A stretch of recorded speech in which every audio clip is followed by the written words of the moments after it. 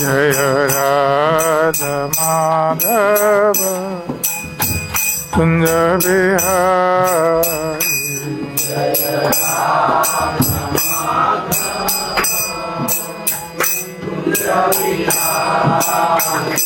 जय गोपी जन वल्लभ गिरिवरधारी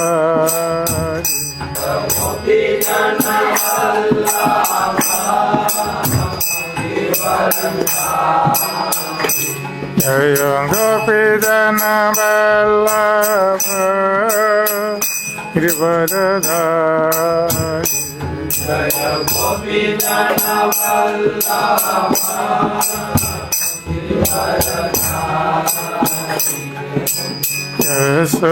यशोदानंदन व्रज जनरंग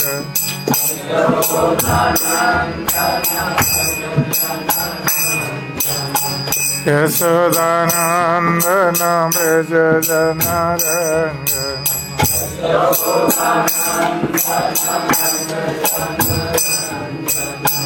यमुना तेरा वनचारी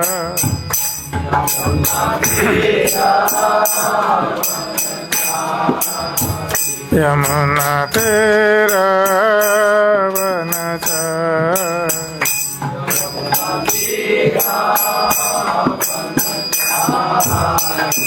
जय राधा माधव कुंज बिहारी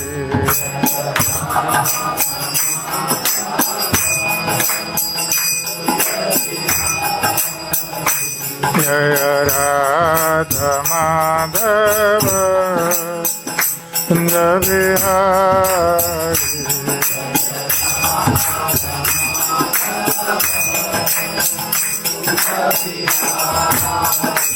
जय श्री कृष्ण चैतन्य प्रभु नित्यानंद श्री अद्वैत गदाधर शिवासादि भक्तवृंद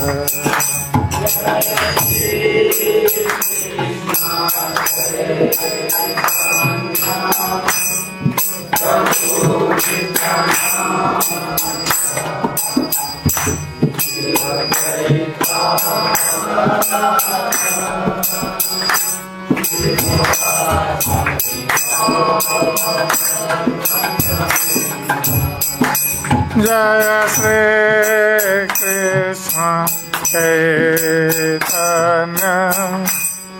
प्रभु Nityanand Shri Advaita Gadadhar शिवासादि भक्तवृंद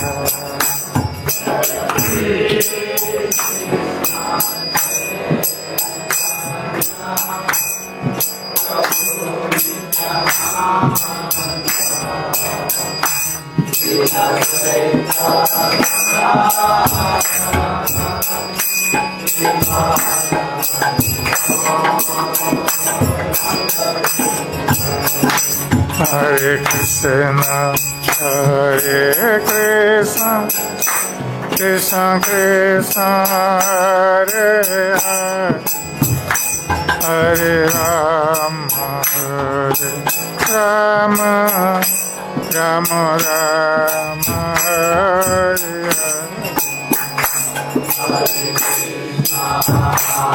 Hare Krishna, Krishna Krishna, Hare Hare, Hare Rama, Hare Rama, Rama Rama.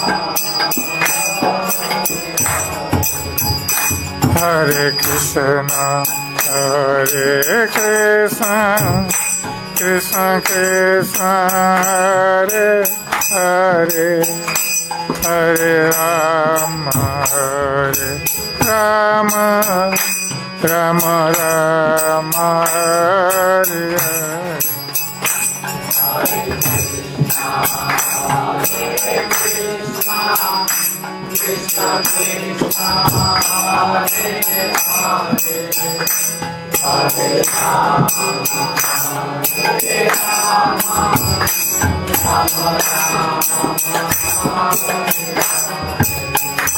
Hare Krishna, Hare Krishna, Krishna Krishna, Hare Hare, Hare Rama, Hare Rama, Rama Rama, Hare Hare.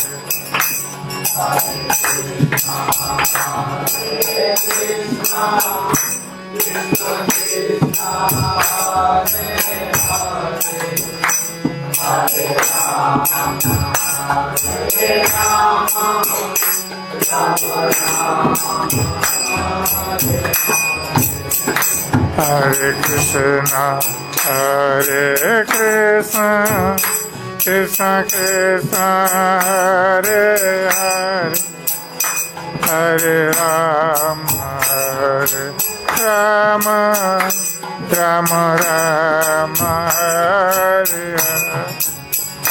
Hare Krishna, Hare Krishna, Krishna Krishna, Hare Hare, Hare Rama, Hare Rama, Rama Rama, Hare Hare.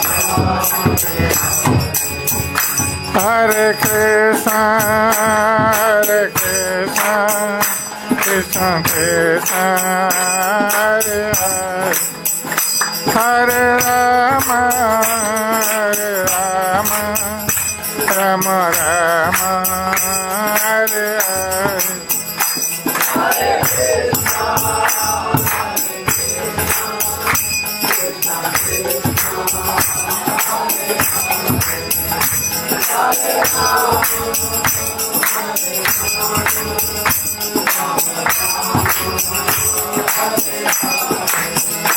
Hare Krishna, Hare Krishna, Krishna Krishna, Hare Hare, Hare Rama, Hare Rama, Rama Rama, Hare Hare.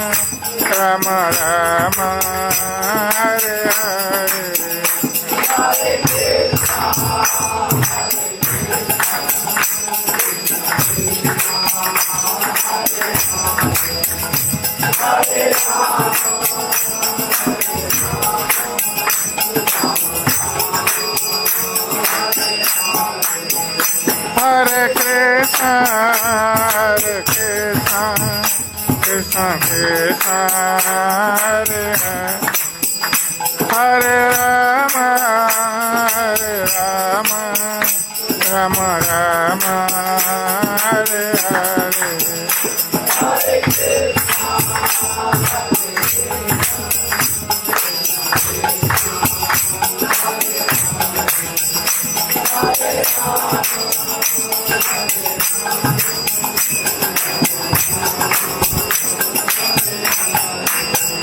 Jaya Krishna Balaram, Krishna Balaram, Krishna Balaram, Jaya Krishna Balaram.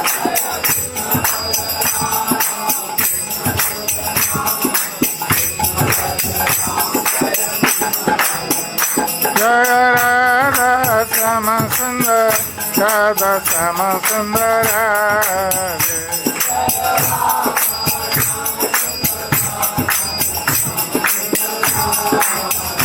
Jaya Gaura Nitai, Gaura Nitai, Gaur Nitai जय गौरनिताय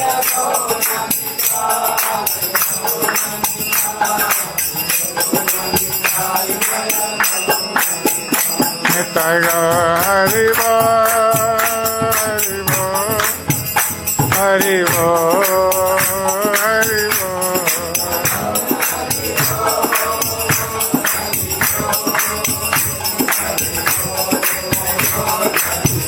जय जय प्रभुपाद प्रभुपाद प्रभुपाद प्रभुपाद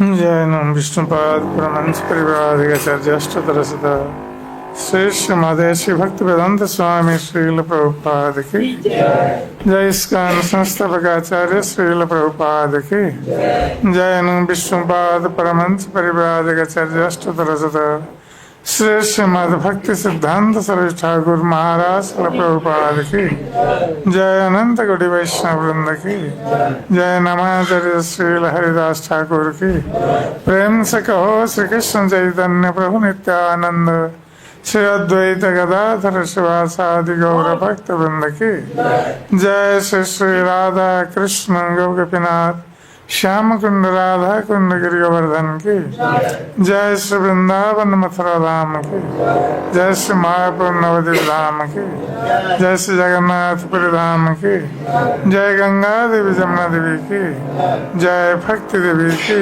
जय श्रीमद तुलसी महारानी की जय श्री हरिनाम संकीर्तन की जय Shri Prabhupada transcendental book distribution की जय श्री श्री गौरनिताय की जय श्री श्री कृष्ण बलराम की जय श्री श्री राधा श्याम सुंदर ललिता विशाखा देवी की जय श्री श्री जगन्नाथ बलदेव सुभद्रा महारानी की जय समवेत भक्त वृंद की निताय गौर प्रेमानंद ओम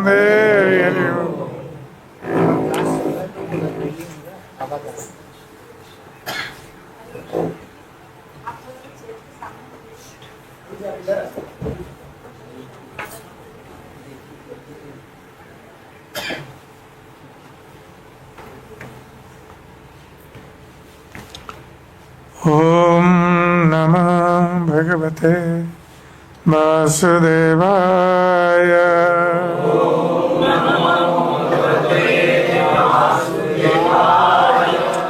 ओम नमः भगवते वासुदेवाय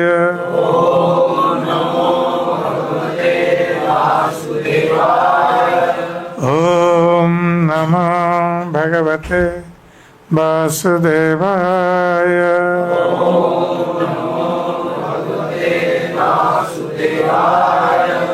नारायणं नमस्कृत्य नरं चैव नरोत्तमं देवीं सरस्वतीं व्यासं ततो जयमुदीरये नष्टप्रायेषु अभद्रेषु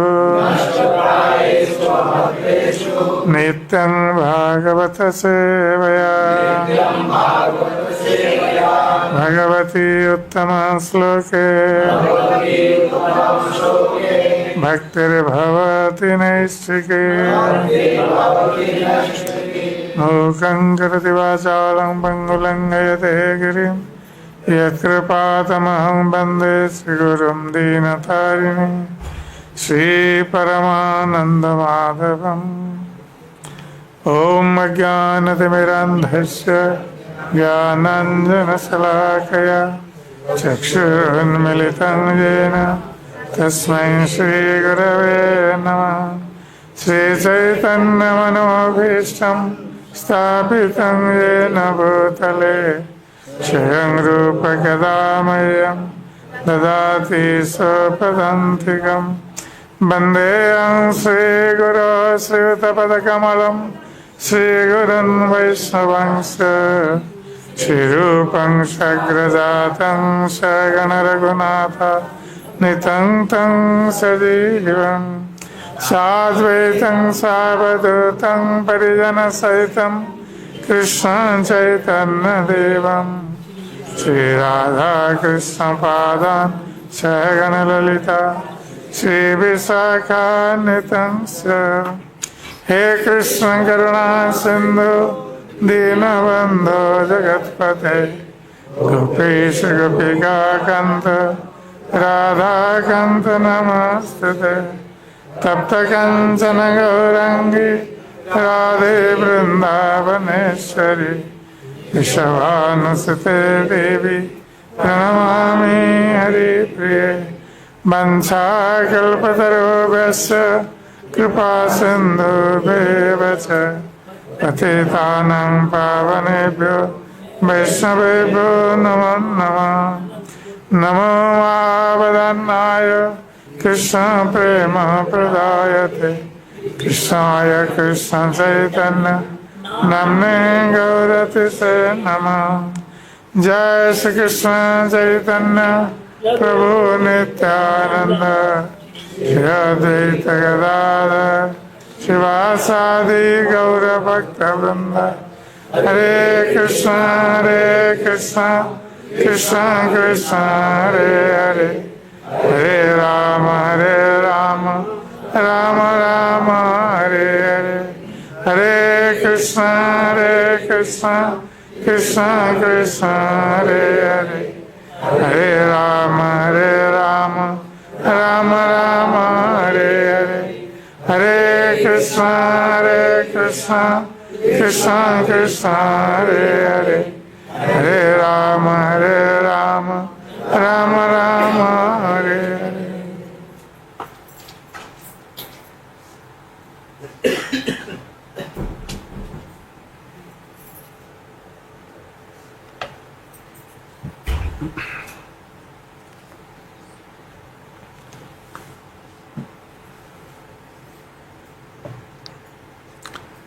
तो आज हम श्रीमद् भगवत गीता अष्टम अध्याय श्लोक नंबर 14 का पाठ कर रहे हैं। इस अध्याय का नाम भगवत प्राप्ति। अनन्यचेता सततम यो मां स्मरति नित्यशः तस्याहं सुलभः पार्थ नित्ययुक्तस्य योगिनः अनन्यचेता सततम् यो मां स्मरति नित्यशः तस्याहं सुलभः पार्थ नित्ययुक्तस्य योगिनः अनन्यचेता सततम् यो मां स्मरति नित्यशः तस्याहं सुलभः पार्थ नित्ययुक्तस्य योगिनः अनन्यचेता सततम् यो मां स्मरति नित्यशः तस्याहं सुलभः पार्थ नित्ययुक्तस्य योगिनः अनन्यचेता सततम्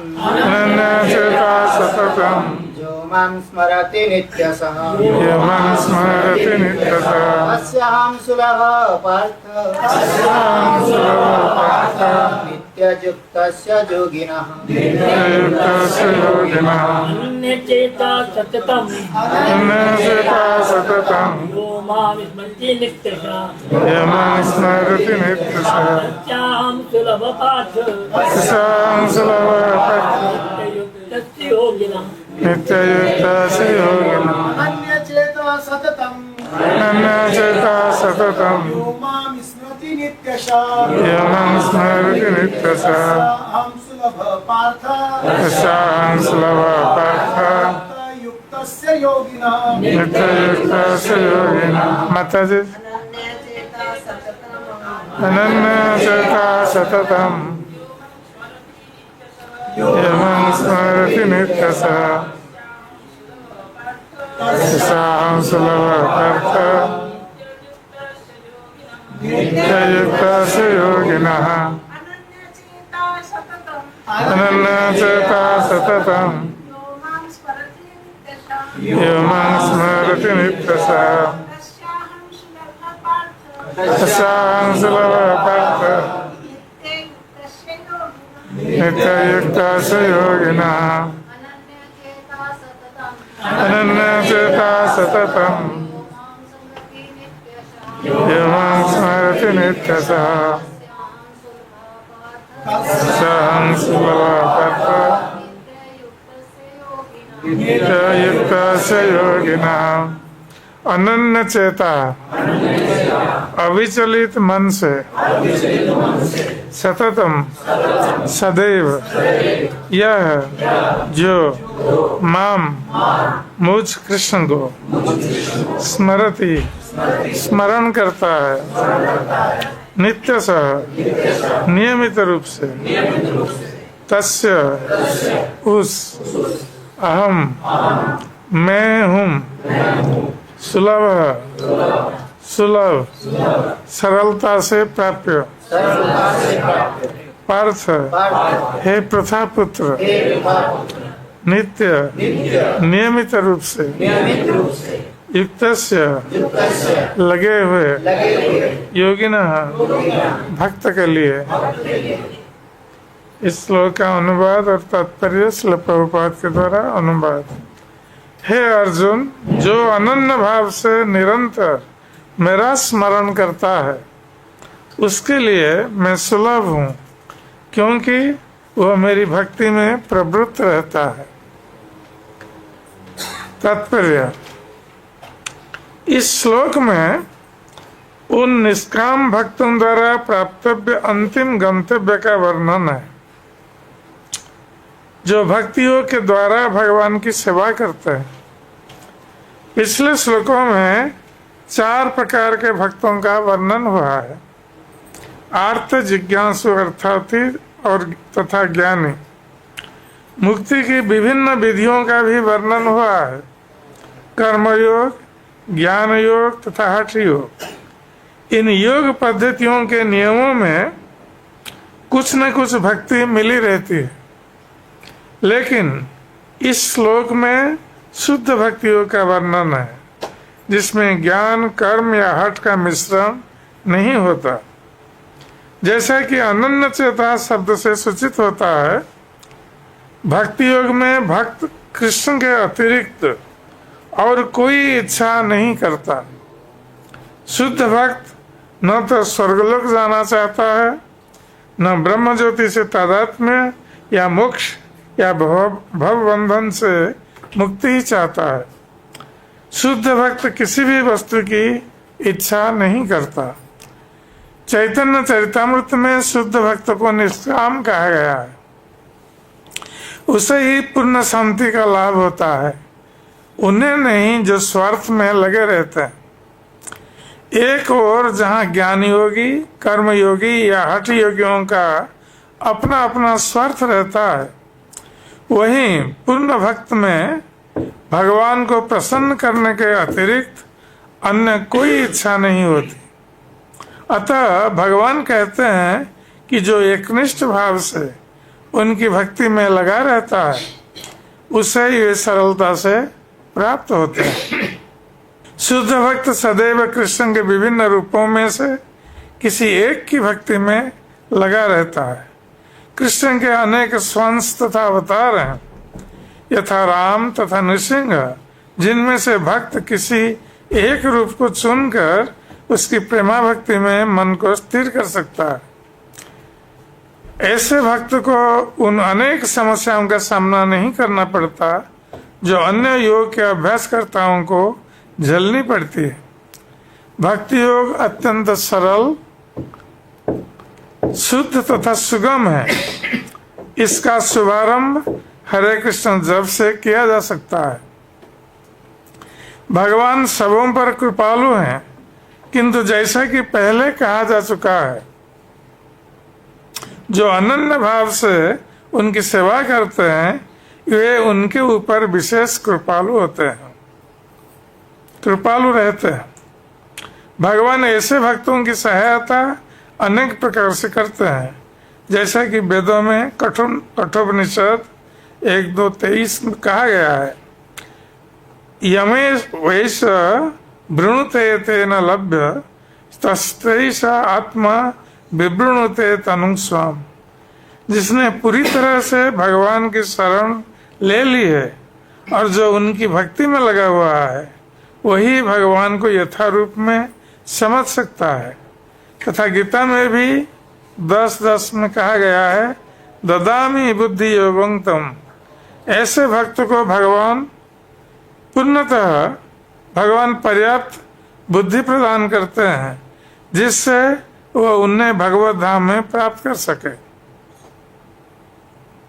शुद्ध भक्त का सबसे बड़ा गुण यह है कि वह देश अथवा काल का विचार किए बिना अनन्य भाव से कृष्ण का ही चिंतन करता रहता है।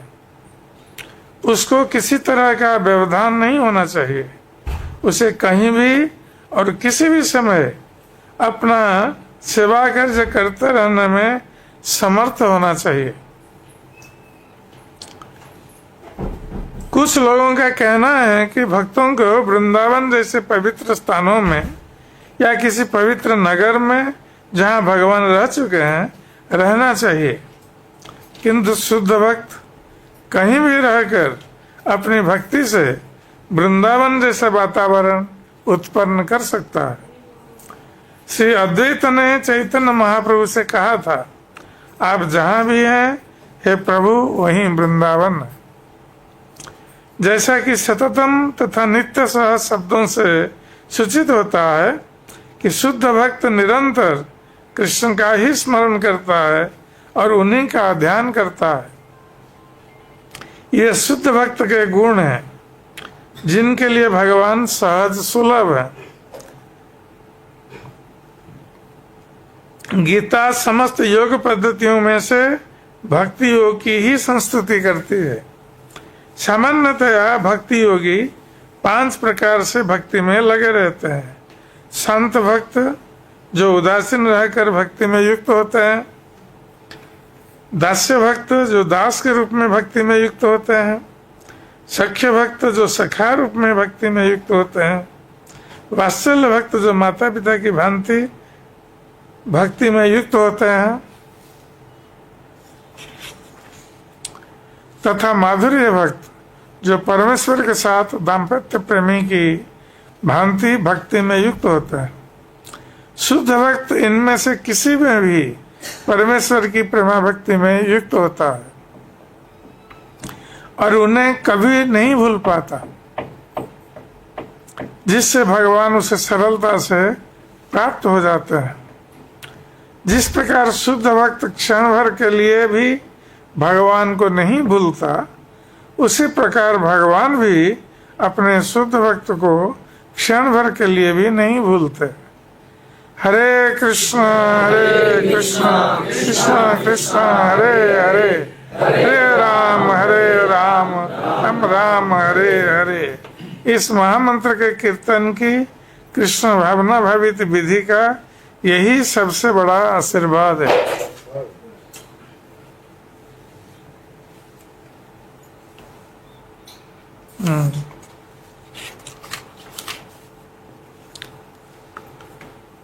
तो श्रीमद् भगवद गीता में गीता के इस श्लोक में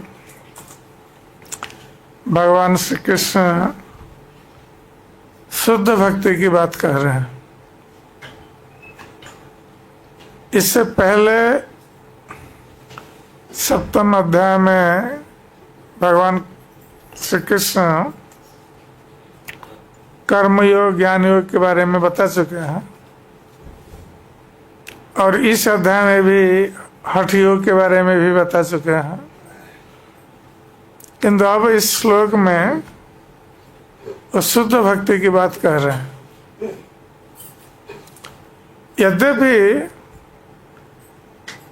कर्म ज्ञान हठ में थोड़ी सी भक्ति मिली रहती है, जिसको कर्म मिश्रा भक्ति, ज्ञान मिश्रा, योग मिश्रा भक्ति कहते हैं। किंतु शुद्ध भक्ति इस श्लोक में भगवान बता रहा है कि किस प्रकार भक्त शुद्ध भक्ति करके भगवान को प्राप्त हो सकता है। क्योंकि जो ज्ञान कर्म और हठ योग का अभ्यास करते हैं उनमें कुछ अभिलाषा होती है, कुछ इच्छा होती है। जो लोग इस योग पद्धति का अभ्यास करते हैं उनकी भौतिक इच्छाएं रहती है, इसलिए यह शुद्ध भक्ति की कोटि में नहीं आता। किंतु भगवान श्री कृष्ण इस श्लोक में शुद्ध भक्ति की बात कर रहे हैं, जिसके माध्यम से भक्त भगवान श्री कृष्ण को प्राप्त हो सकता है। तो इस श्लोक में भगवान कृष्ण कहते हैं कि अनन्य चेता, कि भक्त अनन्य चेता होता है। अनन्य अर्थात न अन्य अनन्य। तो भक्त की चेतना और किसी में नहीं लगती है, केवल एकमात्र भक्त की चेतना कृष्ण में लगी रहती है। क्योंकि जब व्यक्ति की बहुत सारी भौतिक इच्छाएं रहती है, भोग की इच्छाएं, यह लोग परलोक सुख की इच्छाएं, तो उसमें शुद्ध भक्ति नहीं हो पाती है। जो लोग भक्ति के माध्यम से कुछ सुख की प्राप्ति चाहते हैं, चाहे वो किसी प्रकार का भी सुख हो, तो वो भक्त शुद्ध भक्ति नहीं कर सकता। इसलिए भगवान कृष्ण कह रहे हैं कि अनन्य चेता, न अन्य अनन्य। अन्य कोई कामना नहीं, कोई भोग की कामना नहीं, ना तो यह लोक में सुख की कामना है, न परलोक में या स्वर्गलोक में सुख की कामना है, या मुक्ति की कामना है। भक्त की ये सब कामना नहीं होती है। भक्त की एकमात्र कामना भगवान कृष्ण को सेवा के माध्यम से सुख प्रदान करना, यही भक्त की एकमात्र कामना होती है। और जो भक्त इस प्रकार अपने कामना शून्य होकर केवल भगवान कृष्ण को सुख देने के लिए सेवा में व्रती रहता है, तो वो अनन्य चेता, उसकी चेतना अविचलित होती है, वो भ्रमित नहीं होती है। जब कोई भोग की कामना रहती है भक्ति में तो मन विचलित रहता है। कभी कभी भक्त लोग प्रश्न करते हैं कि हमारा मन क्यों नहीं लगता है भक्ति में, क्योंकि हमारी बहुत सारी कामनाएं, भोग की कामनाएं, इसलिए हमारा मन भक्ति में नहीं लगता। हम उस भोगों के बारे में सोचते रहते हैं, उनको कैसे प्राप्त करेंगे उसके बारे में सोचते रहते हैं, इसलिए मन अविचल नहीं हो सकता, मन विचलित होगा। तो इसलिए सर्वप्रथम भगवान कृष्ण कह रहे हैं अविचलित मन से, अनन्य चेता। तो जो अविचलित मन से, अर्थात जिसका मन विचलित नहीं होता है, अर्थात उसकी कोई भोग की कामना नहीं रहती, उसी का मन अविचल हो सकता है और वही भक्ति मार्ग में आगे बढ़ सकता है। और पुनः कह रहे हैं कि मन अविचल होना चाहिए, मन स्थिर होना चाहिए। अनन्य चेता सततं यो मां स्मरति नित्य स। और इस प्रकार अविचल मन से, एकमात्र कृष्ण को प्रसन्न करने की इच्छा से जब भक्त स्मरण करता है, भगवान कृष्ण का स्मरण करता है, तो ये जब हम हरे कृष्ण महामंत्र का कीर्तन करते हैं, जप करते हैं, तो हम कृष्ण को पुकारते हैं। ये हरे कृष्ण महामंत्र ये भक्त की पुकार है। कृष्ण को पुकारता है भक्त, हे कृष्ण, हे श्रीमती राधा रानी, मुझे आपकी सेवा में नियुक्त कीजिए। ये भक्त की पुकार है। तो उस समय जब हम हरे कृष्ण महामंत्र का कीर्तन करते हैं या जप करते हैं, हम राधा कृष्ण को पुकार रहे हैं। तो उस समय हमारा मन स्थिर होकर भगवान के स्मरण में लगा रहेगा। यदि हमारी दूसरी कोई भौतिक कामना नहीं है तो हमारा मन स्थिर होकर हम ये हरे कृष्ण मंत्र का जप कर सकते हैं, कीर्तन कर सकते हैं। नहीं तो जप के समय हम सोचते रहते हैं बहुत सारी बातें, कीर्तन के समय में भी हम सोचते रहते हैं। हम इतना कुछ सोचते रहते हैं कि हमारे मुख से हरे कृष्ण निकलता ही नहीं। तो ये इसलिए भगवान कह रहे हैं कि कौन भगवान को प्राप्त हो सकता है। कहते हैं अनन्य चेता, जो अनन्य रूप से, ना अन्य, केवल मेरे सुख विधानार्थ, मेरे सुख के लिए जो मेरी सेवा में लगा रहता है और मेरा चिंतन करता है, मुझे पुकारता है। स्मरति सततम, भगवान श्री कृष्ण इन शब्दों का प्रयोग करते हैं ये बताने के लिए कि भक्त किस प्रकार 24 घंटे कृष्ण का स्मरण करता रहता है। इसलिए कह रहे हैं कि सततम, सदा सर्वदा, हर स्थिति में, चाहे वो किसी भी स्थिति में हो, हर स्थिति में वो कृष्ण का स्मरण करता है। चाहे कोई देश, काल और पात्र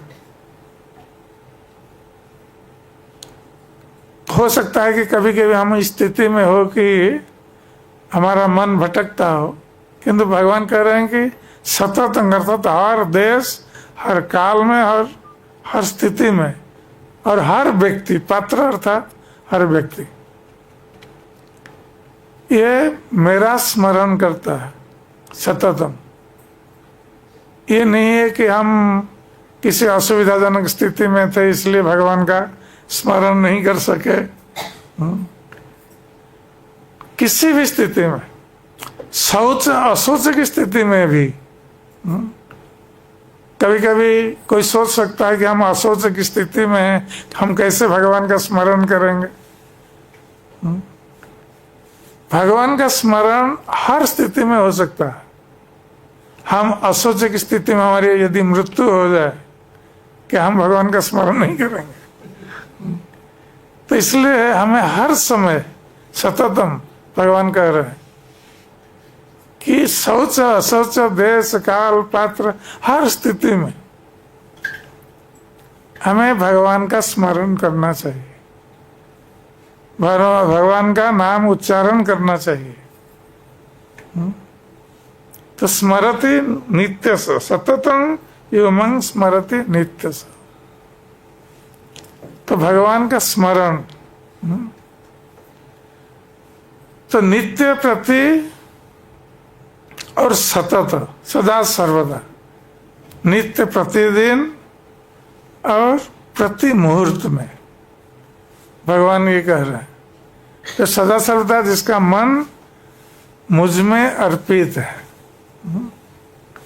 मनमना भव मद भक्तो मध्याजीमं मस्कुरु। तो भगवान श्री कृष्ण कहते हैं कि मन मना भव, मत मना मन मना, तुम्हारे मन को मुझे समर्पित कर दो। अर्थात तुम्हारे मन में और कोई चिंता नहीं, केवल मेरी चिंता। तो भगवान यही आशा करते हैं, जो शुद्ध भक्त है, जो भगवान का शुद्ध भक्त है, वो सदा सर्वदा भगवान कृष्ण का स्मरण करता रहता है किसी भी स्थिति में, क्योंकि उसकी कोई दूसरी भौतिक अभिलाषा नहीं है, भोग की अभिलाषा नहीं, इसलिए वो स्मरण कर पाता है, नहीं तो ये संभव नहीं है। तो सततं यो मां स्मरति नित्यश तस्याहं सुलभ पार्थ। तो भगवान श्री कृष्ण कह रहे हैं कि जो इस प्रकार मेरा स्मरण करता है नित्य प्रति और हर मुहूर्त में सतत और अनन्य चेता होकर, उसके मन में और कोई भावना नहीं है, इस प्रकार जो मेरा स्मरण करता है, ऐसे व्यक्ति के लिए मैं सुलभ होता। सुलभ का अर्थ क्या है? सुख लभ्य, सुख पूर्वक में प्राप्त होता। कभी कभी लोग तरह तरह के कष्ट करते हैं, जैसे कर्मी लोग हैं, कुछ प्राप्ति के लिए, भौतिक लाभ के लिए कितना कर्मी लोग परिश्रम करते हैं, कष्ट करते हैं, तब जाकर उनको कुछ फल मिलता है। कोई ज्ञानी है, वो ज्ञान का अनुसरण करता है और शुष्क वैराग्य का अनुसरण करते हुए ज्ञान का अनुशीलन करता है, तो वो भी कष्ट कर रहा है। जो ज्ञानी है वो भी कष्ट कर रहा है, और जो योगी है, योगी भी कष्ट कर रहा है। योगी एकांत स्थान में रहता है, अपनी इंद्रियों को नियंत्रित करता है, आहार को नियंत्रित करता है और मन को नियंत्रित करता है, तब जाकर वो ध्यान लगा पाता है। जब तक ये सब नहीं होता है, योगी ध्यान नहीं कर सकता परमात्मा का। तो इन सभी में हठ योग का जो अभ्यास करते हैं, उसमें भी कष्ट है।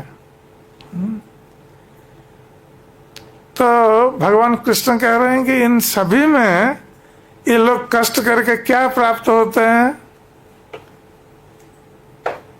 कर्मी, ज्ञानी और योगी इतना कष्ट करके उनका लक्ष्य क्या होता है? उस जिस लक्ष्य को वो प्राप्त होते हैं वो टेम्पररी और क्षणिक है। वो नित्य सुख को प्राप्त नहीं कर पाते। न तो ज्ञानी प्राप्त कर सकते हैं, न योगी प्राप्त कर सकते हैं, न कर्मी। किंतु भगवान कृष्ण कह रहे हैं कि जो मेरी शुद्ध भक्ति करते हैं, जैसे ज्ञानी लोग, उनका लक्ष्य क्या होता है? ब्रह्म में लीन होना। किंतु वहां पर भी वो अधिक समय नहीं रह सकते, उनको पुनः नीचे आना पड़ता है। आरोह्य कृच्छ्रेण परम पदं तत पतंति अधो अनादृत दुष्मत अंग्रह। क्योंकि उन लोगों ने भगवान के चरण कमल का अनादर किया है, तो अनेक कुछ साधना करने के उपरांत भी वो ब्रह्मलीन पद में अधिक समय तक नहीं रुक पाते, उनको पुनः आना पड़ता है इस धरती पर। इसलिए कोई वस्तुतः वास्तविक सुख को प्राप्त नहीं हो पाता है। जो सुख प्राप्त होता है अल्प समय के लिए। किंतु भगवान कृष्ण कहते हैं जो मेरा शुद्ध भक्त है, नित्य निरंतर मेरा स्मरण करता रहता है और उसकी कोई अभिलाषा नहीं है, तो उस भक्त के लिए मैं सुख लब्ध होता हूं। सुख पूर्वक, क्योंकि भक्ति सुख पूर्वक व्यक्ति कर सकता है। आनंद, भक्ति से आनंद प्राप्त होता है। जब हम भगवान का दर्शन करते हैं आनंद प्राप्त होता है, जब भगवान का नाम कीर्तन करते हैं आनंद प्राप्त होता है, जब भगवान की कथा श्रवण करते हैं आनंद प्राप्त होता है, जब भगवान की कथा कहते हैं आनंद प्राप्त होता है, तो भगवान से संबंधित हर वस्तु हमें आनंद प्रदान करने वाली है। इसलिए भगवान कृष्ण कहते हैं जो शुद्ध भक्ति का आचरण करता है वो शुद्ध आनंद प्राप्त होता है, दिव्य आनंद। तो इस प्रकार का भक्त के लिए मैं सुलभ, मैं सुख पूर्वक लभ्य हूं, अर्थात मैं प्राप्त होता। मेरा शुद्ध भक्त सुख पूर्वक, उसको कष्ट करना नहीं पड़ता है, दूसरों को कष्ट करना पड़ता है और उनका लक्ष्य जो है वो क्षणिक अस्थाई लक्ष्य।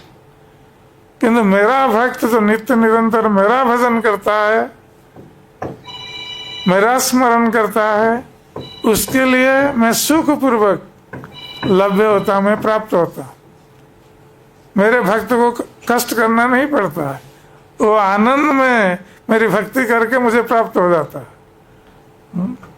यही अंतर है शुद्ध भक्त में और दूसरे कर्मी ज्ञानी योगी, उनमें ये अंतर है।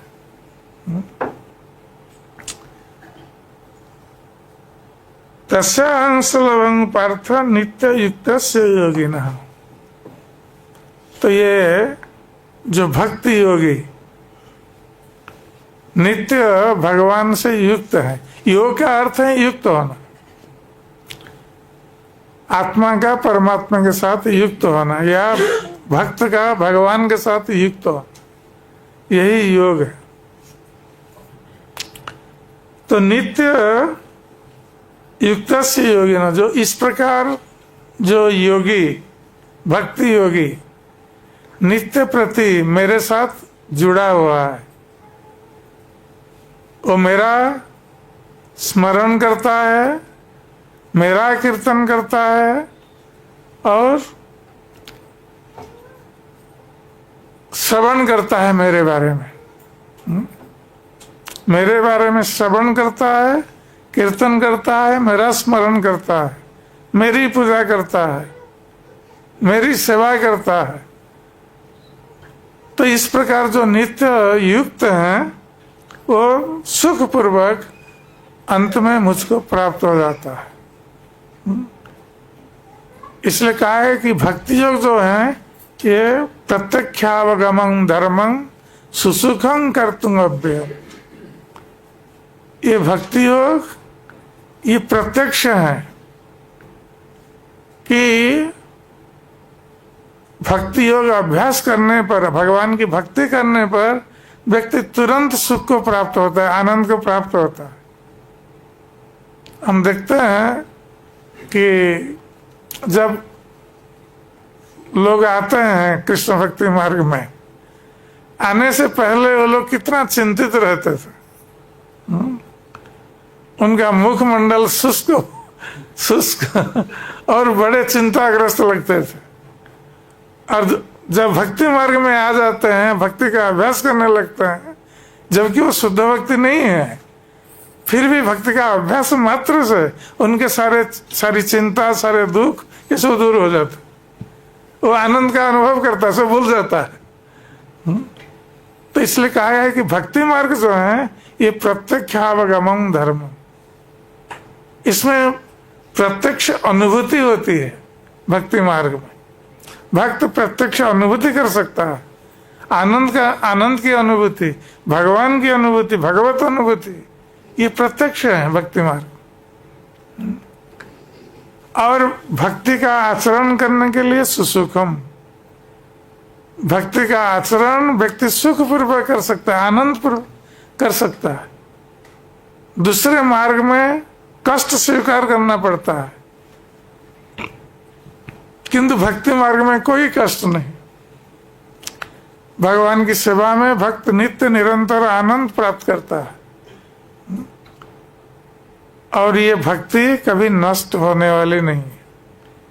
यदि इस जीवन में हम भक्ति को पूरा नहीं कर पाते हैं, फिर भी हमारी भक्ति नष्ट नहीं होगी। भौतिक जगत में यदि हम कोई कार्य करते हैं और उस कार्य को आधा छोड़ देते हैं, आधे में छोड़ देते हैं, पूरा नहीं हुआ है, तो हमारा परिश्रम बेकार गया। पुनः जब हम प्रारंभ करेंगे उस कार्य के लिए पहले से आरंभ करना पड़ेगा। किंतु भक्ति मार्ग में यदि इस जीवन में हमारी भक्ति अधूरी रह गई, हम पूरी नहीं कर सके, यदि हमें उसके आधार पर और एक मनुष्य जन्म मिले परवर्ती जन्म में, तो जहां से हमने छोड़ा है वहीं से हम शुरू करेंगे भक्ति।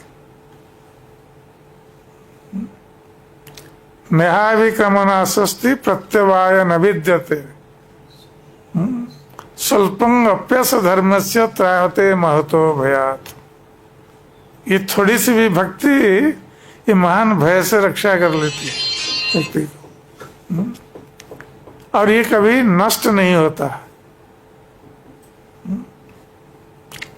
तो इस प्रकार बताया गया है शास्त्र में, श्रीमद् भागवतम में भी, अभिस्मृति कृष्ण पदार विंदयो।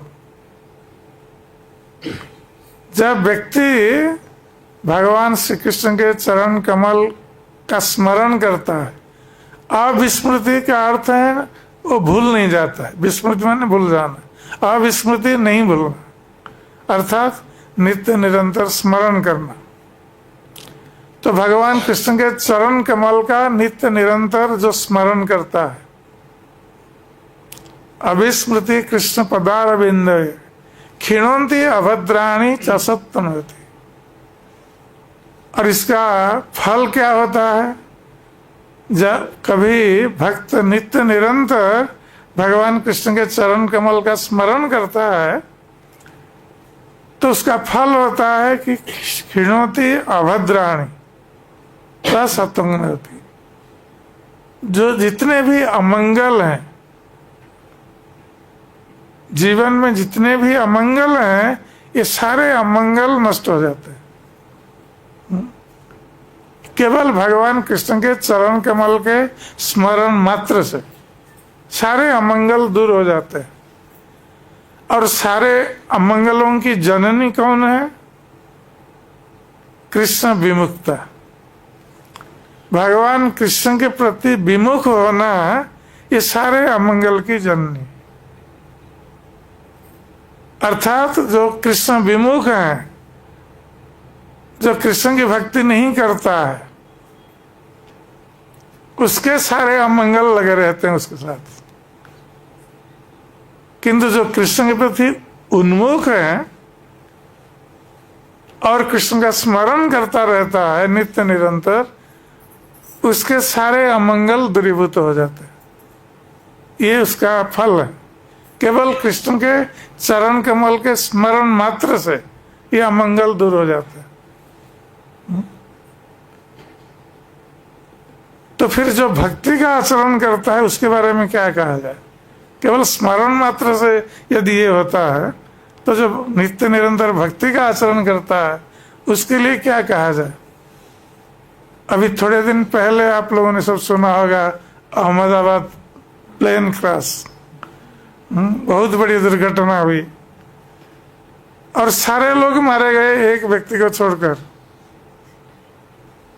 उस प्लेन दुर्घटना में एक व्यक्ति बचा रहा, जबकि सब कुछ आग लग गई, प्लेन में सब कुछ जल गया। केवल एक व्यक्ति और भगवत गीता, भगवत गीता जली नहीं। प्रभुपाद का भगवत गीता वो था, भगवत गीता आज इट इज, वो आज इट इज ही रहा।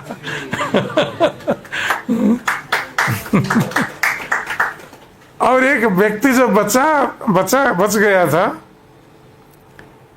उसकी गले में तुलसी कंठी माला थी। इसका अर्थ वो भक्त था, और हो सकता है कि वो भगवत गीता उसी का होगा। तो जो भक्त होता है वो जब विपत्ति में पड़ता है किसका स्मरण करता है? कृष्ण का स्मरण करता है।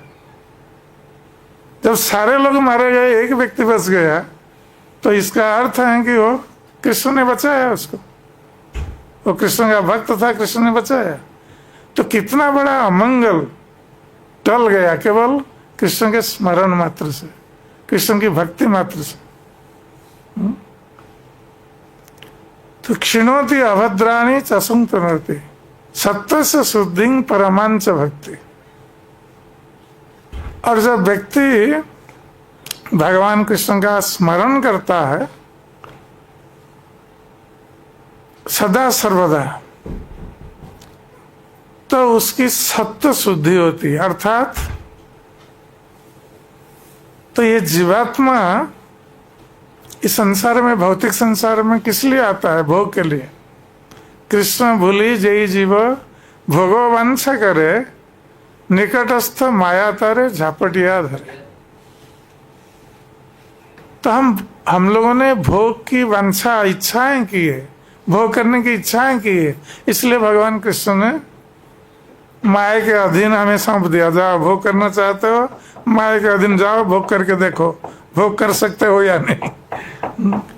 और इस भौतिक संसार को ऐसा बनाया, ये दुखालयं अशाश्वतम, ये दुख का घर है और अनित्य है। यहाँ जो कोई भी आएगा सुख भोग करने के लिए, कोई भी यहाँ सुख भोग नहीं कर सकता, क्योंकि ये दुख का घर है और अनित्य है। इसलिए यहाँ जो कोई भी आएगा वो कष्ट ही वो करेगा, दुखी वो करेगा। चाहे भौतिक सुख थोड़े क्षणिक समय के लिए मिले, किंतु परिणाम दुखद है। तो इसलिए हमारे मन में जो भोग की वासना है, कृष्ण को भूलकर, इसी कारण हम कृष्ण की भक्ति नहीं कर पाते, शुद्ध भक्ति नहीं कर पाते। हम तरह तरह की योजनाएं बनाते रहते हैं, कैसे सुख भोग करेंगे भौतिक संसार में, और उसमें विफल होते हैं। जो भी हमें क्षणिक सुख प्राप्त होता है, किंतु अंत में परिणति दुखमय है। इसलिए भगवान कृष्ण का स्मरण करने से अभिस्मृति कृष्ण पदारविंद, तो हमारी चेतना शुद्ध होती है। और चेतना शुद्ध होने का अर्थ क्या है? हमें ज्ञान का उदय होता है। हम कृष्ण को भूल गए हैं, इसलिए हम भौतिक भोग के लिए प्रयास कर रहे हैं। किंतु जब हम कृष्ण का स्मरण करने लगेंगे तो हम जानेंगे हम कौन है और हमारा क्या कर्तव्य है। तो ये ज्ञान हम प्राप्त होंगे कि भगवान के साथ हमारा क्या संबंध है। सत्य से शुद्धि परमांच भक्ति ज्ञानंच विज्ञान विराग युक्तम। परम भक्ति को हम प्राप्त होंगे जब हमें ज्ञान हो जाएगा कि हम कौन है, भगवान कौन है, उनके साथ हमारा क्या संबंध है, हमारे जीवन का, मनुष्य जीवन का लक्ष्य क्या है। जब इस ज्ञान को हम प्राप्त होंगे तो फिर विज्ञान, उस ज्ञान को हम अनुभव करेंगे अपने जीवन में, तो हमें वैराग्य उत्पन्न होगा। ये भौतिक संसार से वैराग्य उत्पन्न होगा। और इस प्रकार हम कृष्ण के शुद्ध भक्ति करने के लिए हम सक्षम हो। तो बार बार भगवान की कथा श्रवण करना और कीर्तन करना, ये सब शुद्धिकरण की प्रक्रिया है। भगवान की कथा श्रवण और कीर्तन, उसके साथ साथ स्मरण। तो हम जितना अधिक श्रवण करेंगे भगवान के संबंध में, जितना अधिक कीर्तन करेंगे, हमारा स्मरण उसी हिसाब से अधिक होगा। हम स्मरण कर पाएंगे भगवान कृष्ण के चरण कमल का, जिससे हम भगवान को सुखपूर्वक अंत में प्राप्त हो सकते हैं। क्योंकि भगवान कृष्ण यही कह रहे हैं कि मृत्यु के समय जो मेरा स्मरण करता है वो मेरे पास आएगा। अंत काल चमाम एवं स्मरण मुक्त कलेवरम यह प्रयाति समद्भावं याति नस्त्रत संशय। तो मृत्यु के समय भगवान का स्मरण हम कैसे कर पाएंगे यदि अभी से हम अभ्यास नहीं कर रहे। इसलिए भगवान कह रहे हैं कि मेरा स्मरण सतत करना चाहिए। यदि हम अभी से अभ्यास कर रहे हैं सदा सर्वदा कृष्ण का स्मरण करने के लिए, कृष्ण का नाम उच्चारण करने के लिए, किसी भी समय मृत्यु आने पर हम कृष्ण का स्मरण कर सकते हैं, उनका नाम उच्चारण कर सकते हैं और भगवान के धाम को प्राप्त हो सकते हैं, भगवान के चरण कमल को प्राप्त हो सकते हैं। तो ये हमारे अभ्यास इसलिए जारी रखने के लिए भगवान कृष्ण कह रहे हैं इस श्लोक में कैसे हम शुद्ध भक्ति आचरण करके इस मनुष्य जन्म को सार्थक कर सकते हैं। हरे कृष्ण। इसका कोई प्रश्न है? अभी इंग्लिश क्लास है, टाइम हो गया। हाँ, एक प्रश्न ले सकते हैं, ठीक है। जब आप बता रहे हैं शुद्ध भक्ति के बारे में, तो शुद्ध भक्ति और उससे पहले का जो बीच का है ट्रैवलिंग, उसी में लगे रहते हैं मोस्टली, आंसर इसी में लगे रहते हैं। तो जो शुद्ध भक्ति है जिससे भगवान प्रसन्न होते हैं और कंटिन्यूसली जो भगवान को सतत आप बता रहे हैं वो जो करता है वो ही शुद्ध भक्ति होती है। और तो वो किस प्रकार से संभव है? भगवान बता रहे हैं किस प्रकार संभव है ना, उनका स्मरण करना। और स्मरण किस प्रकार संभव है? हम जितना श्रवण करेंगे और कीर्तन करेंगे तब स्मरण होगा हमारा सतत।